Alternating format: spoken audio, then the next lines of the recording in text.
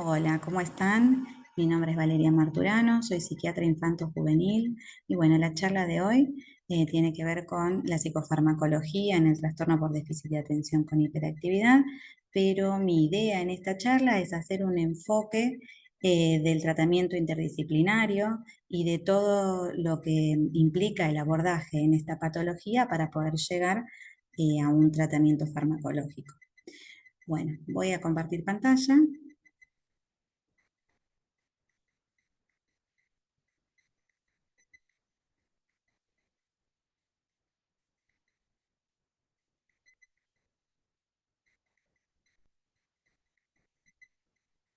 Bueno, este es un PowerPoint que yo armé para que puedan tener un orden en la presentación, eh, pero bueno, siempre va a estar la posibilidad de poder hacer alguna otra consulta luego de poder tener esta charla, esta clase. Así que bueno, ahí vamos.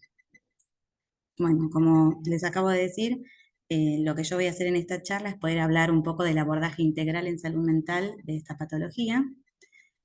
Bueno, el trastorno por déficit de atención con hiperactividad es considerado un trastorno del neurodesarrollo porque hay muchas estructuras del cerebro y muchas áreas de la conducta y del comportamiento humano afectadas y que todas estas afecciones van a poder expresarse en los diferentes síntomas que se van a ver en este tipo de patología.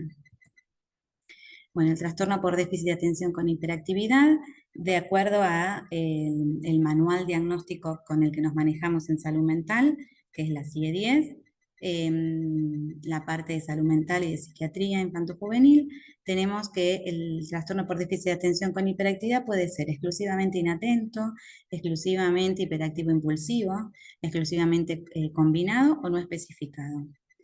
Y la característica principal, o sea, en lo que nos vamos a basar para hacer un diagnóstico, va a ser en que es un patrón persistente. Esto quiere decir que es algo que persiste en el tiempo y en el modo de presentarse en la sintomatología de esa persona, de inatención o hiperactividad e impulsividad, y esto es muy importante, interfiere con el funcionamiento o el desarrollo de esa persona. No es que es un solo episodio aislado, sino que es algo que se mantiene en el tiempo y que tiene mucha interferencia en lo que es las relaciones sociales y todo lo que tiene que ver con el funcionamiento diario y cotidiano de esa persona. Bueno, algo que es importante y que es importante saber que es lugares del cerebro, del sistema nervioso central, están afectados en este trastorno. Bueno, principalmente tenemos afectadas en el neurodesarrollo porque ocurre una afección en todo lo que es la conformación y la reestructuración que tiene el sistema nervioso central a nivel del desarrollo, o sea, durante el crecimiento de esa persona, y tiene que ver con las áreas de la corteza prefrontal y frontal, que van a manejar las funciones ejecutivas, como planificar, organizar una acción, atender alguna situación. Y son áreas que están en constante remodelación, son áreas que no terminan de formarse a una edad puntual, sino que hasta largos 25 o 30 años estas áreas se siguen reestructurando. También está afectado los ganglios de la base, que son estructuras que tienen que ver con el sistema de recompensa, la motivación y el control de los impulsos. Está afectado el cerebelo, que tiene que ver con el movimiento, los procesos cognitivos y afectivos. Está afectado el cuerpo calloso, que es una estructura que conecta los hemisferios cerebrales. Y hay una afección al sistema límbico en estructuras de este sistema, que son la amígdala y el hipocampo, que tienen la función de regular las emociones y la memoria. Todos estos sistemas están interconectados, no es que son áreas que funcionan aisladas unas de la otra, sino que dentro de lo que es el cerebro, el encéfalo, todas estas estructuras están interconectadas. Por eso es que una función que nosotros vemos o una conducta que nosotros vemos en lo que es una persona tiene que ver con varias estructuras del cerebro conectadas, ¿sí? Bueno, es una afección del neurodesarrollo donde se ve que los neurotransmisores son los que están mayormente afectados porque la interconexión neuronal en toda esta función y neurodesarrollo es la que está afectada. Y bueno, se puede ver, se puede como pensar, y se ha pensado y se ha estudiado, en que la etiología de esta patología tiene que ver con factores genéticos y ambientales. Genéticos que se heredan, genéticos que pueden haber sido modificados por el ambiente. Entonces, lo que tenemos es una base biológica, orgánica y una base de contexto y ambiente que puede hacer que esto que uno trae congénitamente sea expresado o no, ¿está bien? Por eso es que, bueno, que no las mismas personas que tienen las mismas condiciones ambientales van a tener la misma patología. Esto pasa en general con todas las patologías en salud mental. Bueno, las funciones que se ven afectadas por estar afectados estos sistemas del sistema nervioso van a ser la atención, y esto vamos a poder verlo en la capacidad de poder fijarse a distintos estímulos, de poder mantener una concentración, de poder ejecutar tareas. Va a tener que ver con la impulsividad.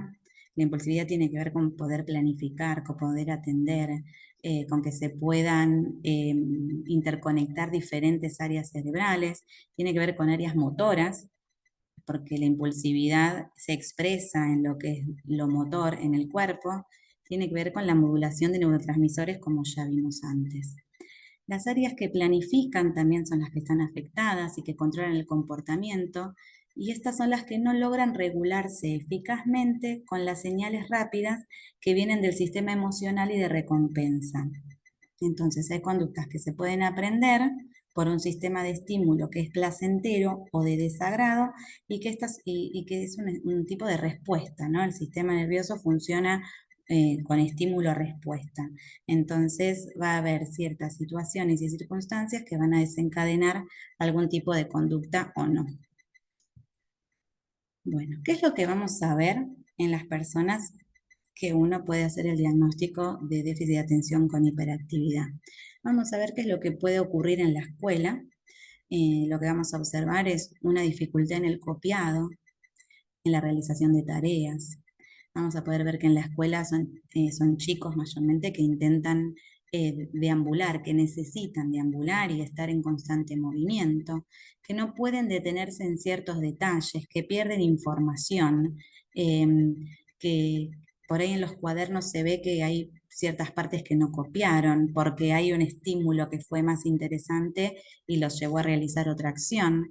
Entonces pierden cosas, no saben qué pasó con algunos útiles, no los tienen, no pueden organizar tareas. Esto quiere decir no solo la tarea que por ahí la maestra les está haciendo hacer, sino con organizarse en la distribución de tareas, en qué tengo que hacer para copiar, si sacar el lápiz, si sacar primero la cartuchera, no la encuentro, no sé dónde la dejé. Bueno, empiezan a pasar estas cosas y aparece un potencial de distracción importante, ¿no? Cualquier estímulo es, es como placentero para poder ir atrás de eso y no poder atender a lo que en ese momento necesitan atender. Bueno, ocurre también dificultades sociales, y esto tiene que ver con las relaciones con pares, mayormente se ve. Cuesta mucho poder relacionarse de modo en que lo hace el grupo en general, ¿no? Se observa esto. No saben cómo hacerlo, no pueden hacerlo. Ahí es donde empieza a aparecer quizá, si son chicos que tienen la capacidad de poder comentar y contar lo que les pasa y lo que sienten y poder expresar sus emociones, pueden sentirse mal, tristes, y acá empiezan las cuestiones de frustración, es decir, que no saben cómo hacer.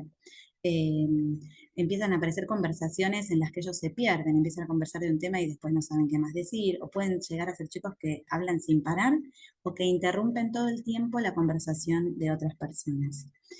En las conductas, en lo que es en sí lo conductual, se puede observar una conducta impulsiva, abrupta, eh, otra vez que no pueden planificar lo que van a hacer, y la necesidad de deambulación. Esto es lo que aparece como síntoma de hiperactividad, ¿no? Y aparece, también se puede observar el estado de ánimo de estos chicos, pueden aparecer aburridos, puede aparecer tristeza y luego, más adelante, eh, síntomas de depresión.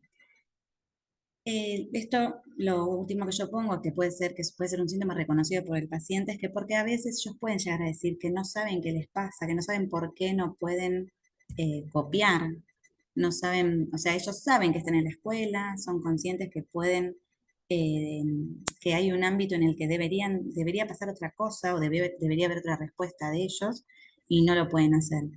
No pueden dar cuenta de perder cosas, por ejemplo, también les puede pasar. Y también les puede pasar que ellos puedan sentirse mal por no poder atender o distraerse fácilmente. Esto es cuando son chicos que pueden llegar a expresarse adecuadamente y poder decir cuál es la sensación que tienen de lo que les pasa. Bueno, la comorbilidad. Nosotros llamamos comorbilidad cuando hay otro trastorno que se suma al trastorno de base. El trastorno por déficit de atención puede ser eh, limpio, que esté solo, mayormente no. En el 70% de los casos aparece una comorbilidad, o sea que hay otro trastorno de salud mental agregado, y también a veces el trastorno por déficit de atención es la comorbilidad de otro trastorno del desarrollo de base.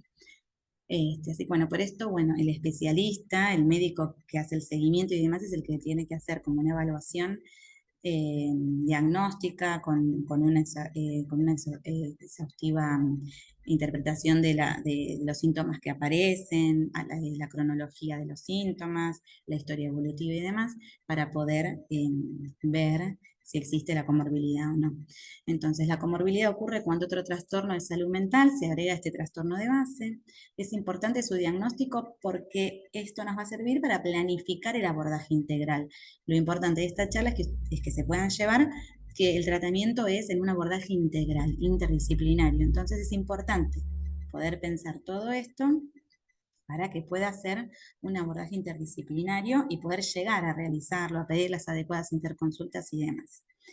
Este, Pueden aparecer entonces como comorbilidad trastornos de conducta, de ansiedad, de depresión. En la evolución del trastorno por déficit de atención es muy frecuente que aparezcan episodios de depresión. Puede haber trastornos del aprendizaje, esto es muy frecuente. Puede haber otros trastornos del desarrollo, como trastornos del espectro autista, tics, además. Puede haber trastornos del sueño, porque son chicos que mayormente están en constante actividad y que al momento de tener que frenar toda esta actividad cuesta un montón, cuesta dar la orden al cerebro de que hay que apagar un poco todas estas funciones que están todo el tiempo hiperactivas. Puede haber en avanzada edad, mucho más adelante, abuso de sustancias en una adolescencia o en la adultez, y también a veces, que tiene que ver todo con el mismo área de ansiedad, puede haber trastornos de la conducta alimentaria. Bueno, y acá llegamos a la parte importante, que es lo del abordaje, que es muy importante en salud mental y en psiquiatría, cómo nos manejamos.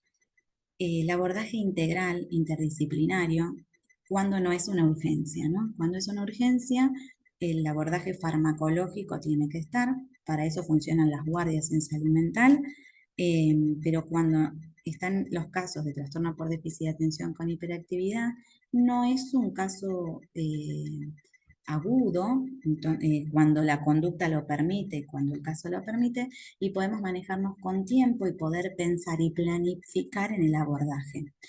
El abordaje mayormente tiene que ser multimodal, es un enfoque multimodal, donde varias especialidades van a tener que intervenir y donde el trabajo es principalmente con la familia también y la escuela.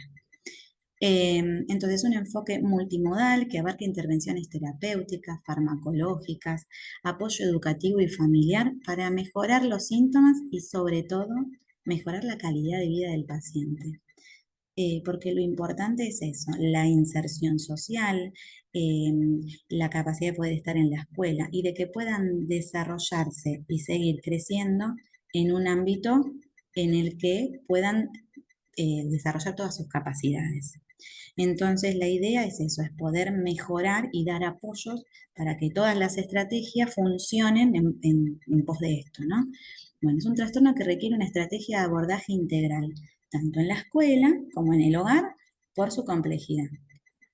Bien, el abordaje terapéutico integral tiene que ver con trabajar con especialistas en psicopedagogía, con especialistas en terapia cognitivo-conductual y con un entrenamiento muy importante a padres, a la familia. O sea, a los adultos que están mayormente con los chicos en sus casas, en su ámbito cotidiano. Hay que hacer adaptaciones escolares, esto es muy importante, por eso es el apoyo con el área de psicopedagogía. Es muy importante la parte de sociabilización, donde vamos a tener que trabajar en diferentes enfoques para poder dar a la familia y al paciente herramientas de sociabilización. A veces se pueden llegar a hacer intervenciones en la escuela, donde se puede trabajar con el grupo escolar para que puedan saber qué tipo de intervención se está haciendo con ese chico, y que desde la escuela muchas veces los grupos de chicos pueden colaborar y aportar un montón y ser apoyo de ese otro chico que está con alguna dificultad. Siempre depende de la comorbilidad, por eso es importante pensarla, la comorbilidad, y estudiarla y ver qué está pasando. Y depende del síntoma predominante, porque como ya dijimos al inicio de la conversación, eh, este síndrome, este trastorno de salud mental puede ser predominantemente impulsivo e hiperactivo, puede ser predominantemente desatento o puede ser combinado, ¿no? O no especificado. El no especificado mayormente se pone al inicio cuando uno no tiene del todo claro si es con alguna especificidad, ¿no? O si hay alguna comorbilidad. Pero bueno, es importante poder pensar porque ahí también viene todo el tipo de intervención que hay que hacer, desde la terapia integral y también ahí está incluido todo lo que es el abordaje farmacológico. Bueno, llegamos al abordaje farmacológico. El abordaje farmacológico, acá yo transmito un poco cómo es el modo en el que yo pienso el abordaje y el trabajo. Muchas veces, y es importante quizá desde el inicio, utilizar algún fármaco para poder ayudar al síntoma que es muy grave, y otras veces podemos tomarnos este tiempo en el que tenemos que realizar una evaluación general para poder pensar qué estrategias de apoyo y de abordaje necesita esa persona, esa familia, para que todo sea un tratamiento integral. Entonces, lo que es importante que se lleven también es que el tratamiento farmacológico es complementario siempre. ¿Por qué? Porque por más que yo desde el inicio necesite utilizar un fármaco para frenar algún síntoma que es muy grave y que está invalidando a esa persona en lo que es su desempeño y su desarrollo social y cotidiano, por más que esto sea necesario utilizarlo desde el inicio, desde la primera consulta o desde que uno diagnostica a esta persona con este trastorno, se dice que es complementario siempre porque no es solo lo farmacológico lo que va a funcionar, sino ocurre todo el otro andamiaje de abordaje, es muy difícil la evolución, la buena evolución. Entonces siempre va a ser complementario, va a ser individualizado, porque no para cada persona va a ser el mismo tratamiento, ni la misma estructura de apoyos que va a necesitar. Este, y siempre se van a evaluar los síntomas de ADD, cuáles son, de trastorno por déficit de atención, y vamos a evaluar siempre los síntomas de comorbilidad, porque si los síntomas de la comorbilidad son muy fuertes también, eh, se expresan mucho, también la farmacología va a tener que actuar sobre eso. También vamos a pensar mucho en el funcionamiento diario del paciente, en cómo ese chico va a la escuela, cómo se comporta en otros ámbitos que no sean la escuela, el club, en otras áreas sociales, en otras áreas recreativas, si puede participar de los cumpleaños, eso es muy importante también, cómo funciona en su hogar, en todo lo que es lo cotidiano y con sus familias, es importante pensar en cómo duerme esa persona, y todo esto tiene que ver para pensar la incapacidad que provoca el trastorno. La incapacidad no quiere decir que sea para siempre, pero sí pensamos en incapacidad en decir, bueno, a este chico le cuesta un montón la escuela, le cuesta un montón compartir lo social con pares, el club, cosas que son importantes que estén determinadas y establecidas en la vida de todo chico. Bueno, y vamos a pensar inicialmente en dos tipos de fármacos. Van a ser fármacos o estimulantes o no estimulantes. Y acá tenemos dos tipos de fármacos, el metilfenidato y la atomoxetina, que mayormente son de primera línea los que se van a elegir, de acuerdo al síntoma principal que uno piensa. Mayormente el metilfenidato, y digo mayormente porque también depende eh, cada médico cómo se siente más cómodo y acostumbrado a utilizar estos fármacos, y también que tiene que ver con el manejo familiar que cada familia pueda hacer. Por eso esto es importantísimo, el seguimiento por el médico especialista. Nunca solos, nunca en una sola consulta y nunca más, porque son fármacos que es importante todo este seguimiento y los controles que se haya que hacer. Bueno, estimulantes como el metilfenidato y no estimulantes como la atomoxetina. Ambos fármacos lo que van a hacer en líneas generales, yo no voy a dar una clase de psicofarmacología, ni para que ustedes sepan cómo medicar, ni qué cosas hay que pensar para medicar esto, siempre preguntado, siempre aclarado y siempre en manos del especialista. El metilfenidato se utiliza mayormente cuando hay casos cuando lo que predomina mayormente es la hiperactividad y la impulsividad, y la atomoxetina mayormente se utiliza cuando los síntomas son mayormente de desatención. Sin embargo, o sea, el metilfenidato también regula mucho todas las cuestiones de atención. Pero bueno, o sea, en líneas generales uno lo pensaría de esta manera. Y lo que hacen estos fármacos, más o menos a grandes rasgos, los que les quiero transmitir a nivel cerebral, es que todas estas funciones que hablamos al principio, de la corteza prefrontal y frontal y todas estas áreas del cerebro que estuvimos conversando, el sistema nervioso central, lo que hace es regular a grandes rasgos dos neurotransmisores, que son la dopamina y la noradrenalina. ¿Está bien? O actuando sobre el receptor, o actuando sobre la recaptación. Bueno, son todos conceptos un poco más complejos de manejar, pero bueno, a grandes rasgos, estos neurotransmisores, por eso hablábamos de una patología del neurodesarrollo, y de que lo que se desregulaban eran estos neurotransmisores, la dopamina y la noradrenalina, que van a ser los que van a regular todas estas estructuras cerebrales, el funcionamiento y la acción de todas estas estructuras cerebrales que hablamos al principio, ¿está bien? Así que bueno, un poco eso es a grandes rasgos lo que harían estos fármacos.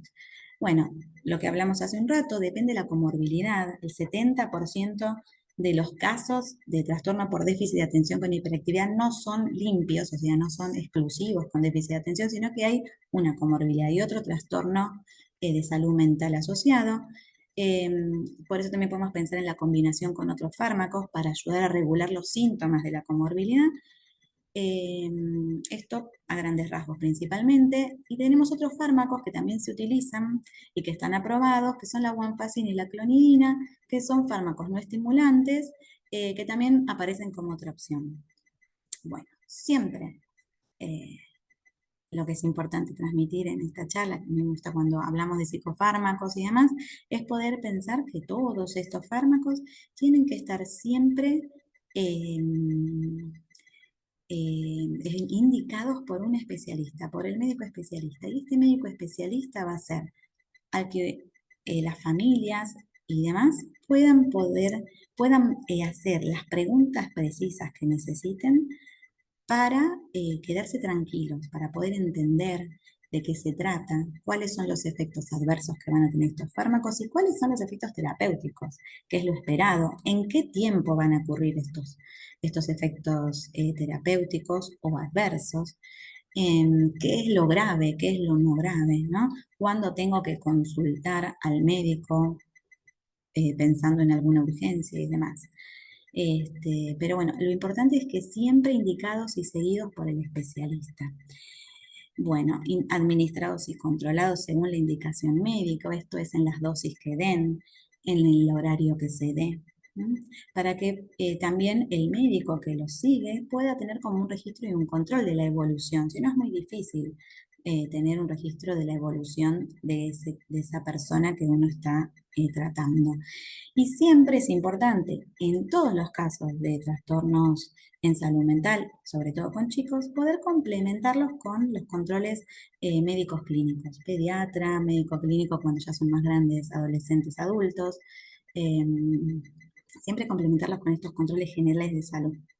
Porque si bien la salud mental a veces es difícil y poder ver dónde aparecen el grado de efecto de estos fármacos, uno lo puede visualizar en la expresión de la conducta después o en la expresión de los síntomas después, todo lo que puede ocurrir como efecto adverso, eh, es necesario que lo evalúe un clínico, trabajar en conjunto y también, también para poder pensar hoy en día con los pediatras de neurodesarrollo, con los pediatras de desarrollo que trabajan muchas veces a la par con nosotros, de poder pensar en lo evolutivo esperable, ¿no? De ese chico.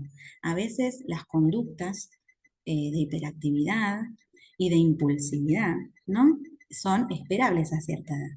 Entonces también es importante poder tener en la cabeza todo esto y poder pensar si se trata realmente de un trastorno por déficit de atención con hiperactividad o de una etapa del desarrollo esperable o de una etapa del desarrollo esperable quizá donde hay síntomas que aparecen y se hacen un poquito más fuertes por alguna circunstancia del contexto. Entonces, bueno, es importante siempre eh, trabajar en interdisciplina, como les decía antes, con los especialistas y poder conversar y evaluar cuándo es oportuna o no una indicación, ya sea la indicación farmacológica o la indicación de algún tipo de abordaje terapéutico.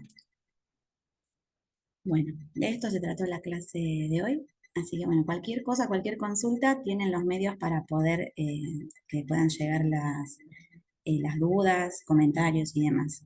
Así que bueno, muchas gracias